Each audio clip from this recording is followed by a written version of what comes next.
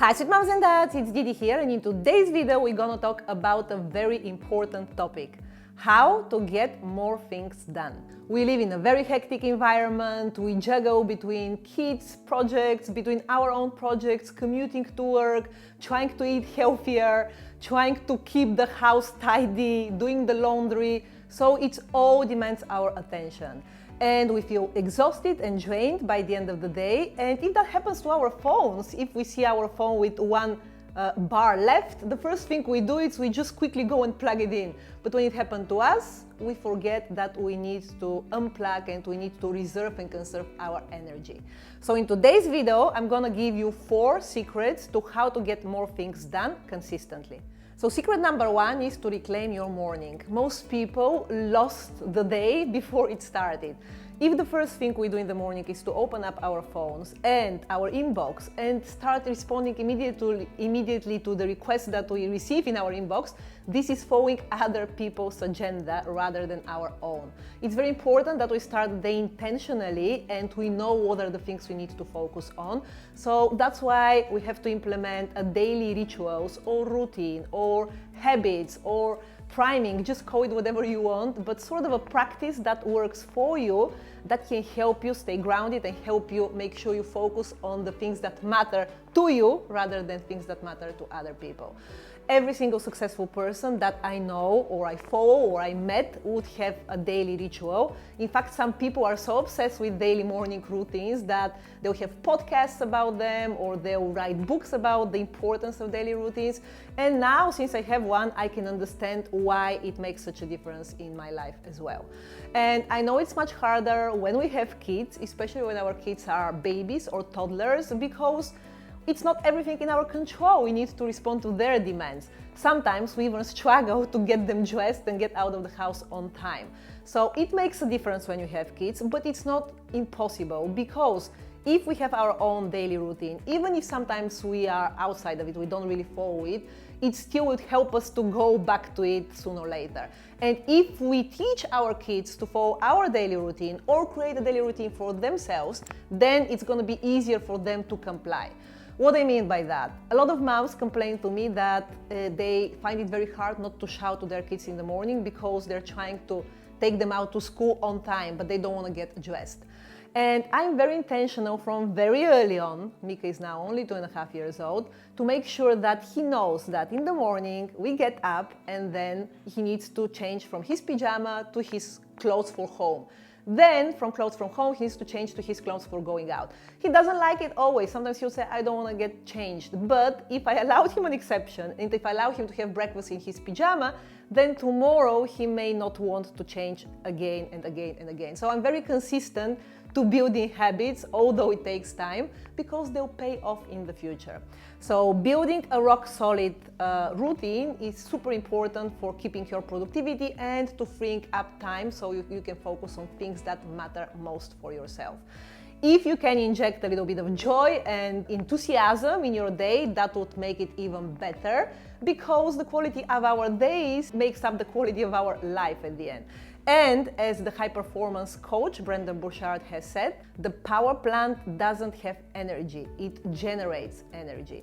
What he means by that is that we don't have energy or happiness or joy or productivity. We generate energy and happiness and joy and productivity.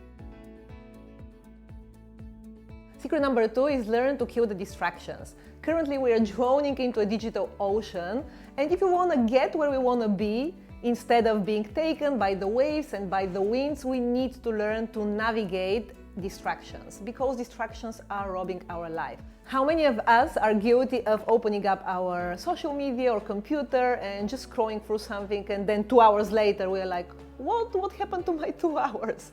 How come 2 hours just passed by without me noticing it? And it's not only social media, it's entertainment, it's TV, it's different games and applications that we use. Currently, according to research from Microsoft, the attention span of human beings is 8 seconds and 25 versus 9 seconds for the goldfish. It shows us that beyond 8 seconds, we are not able to focus at the task that we are trying to work on. So it's very important to learn to manage this distraction. There is more and more happening into the digital world. So I don't even know what will happen when our kids grow up. Maybe, for them it would be down from 8 seconds to 2 seconds.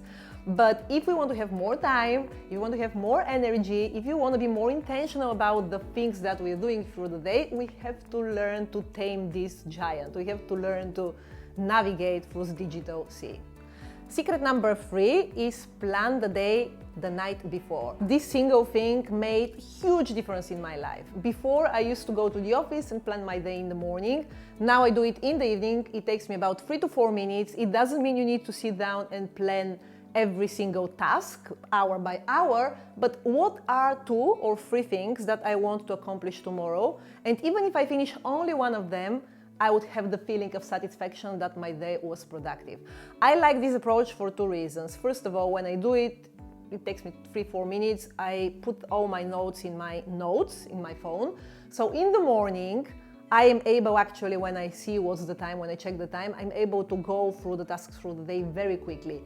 And when I take a shower, I can think about the things that are waiting for me, the projects or the work that I have to do, and I can be much more intentional about my day. When I do that, and I do it 90% of the time now, it makes huge difference in my productivity because I start my day with intention.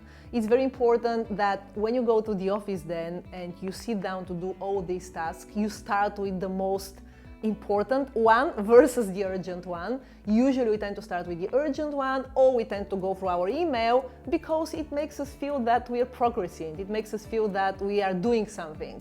Whereas if you have to do the important stuff, sometimes it's much harder and you don't see the result quickly. So you don't have this quick reward that you get from when you deal with your email.